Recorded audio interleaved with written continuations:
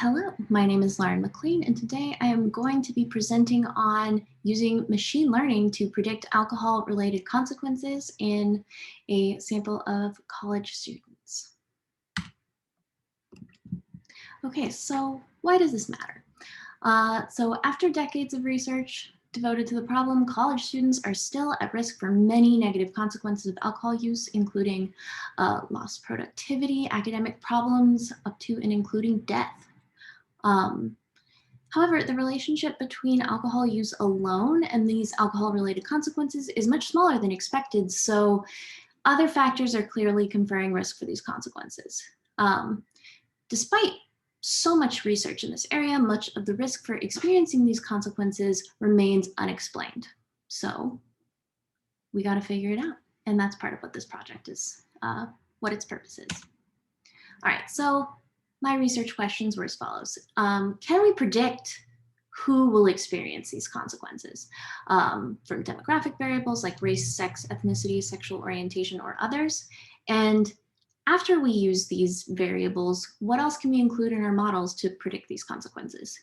And a sort of follow-up question to that was, how can we process this information in order to give our algorithms for prediction the most useful information possible? All right, so I used machine learning regression models to predict alcohol-related consequences. Each model had demographic characteristics, but I also included other variables in the models, trying to increase their predictive power and decrease the error of their predictions. So I did 13 models, which now that I'm looking at it, maybe is unlucky, but the 13th model actually worked out pretty well, so maybe lucky after all. So I had a lot of different variables related to drinking on top of these demographic characteristics. I looked at something called protective behavioral strategies, which are behaviors that people engage in while they're drinking in order to decrease their consequences. And then I also looked at risk behavior scale, which is behaviors that rather than being protective for consequences may increase risk of consequences. And I also looked at some mental health variables, including stress, anxiety, and depression. So how did it come out? So as you can see, some of the models, model number one is demographic characteristics only. So some of the models with additional information actually performed worse than just demographic variables on their own. The best models were 11, 10, 4, and 13. So 11 was looking at binge drinking in addition to demographics.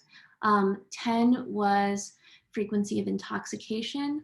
13 was our kind of everything in the kitchen sink model, where it was scale scores for all of the scales I included in any of the models. And 4 was looking at how often, or the heaviest drinking day for each week. Okay, so what would I do if I were going to continue this project or to do some further research? I would look at the individual weights for the different variables in each of the model to see which variables are the most important predictors. And then maybe I would make a new, better model after doing that. All of our best predictors were related to drinking large amounts of alcohol in a single instance. So what other factors are useful? We maybe don't need all of those. And then finally, the data collection methods for this data set were not well suited to machine learning. So there was lots of missing data. So how can researchers design their studies to better be able to use these techniques? And all right, so now I will take questions from the audience. Any questions?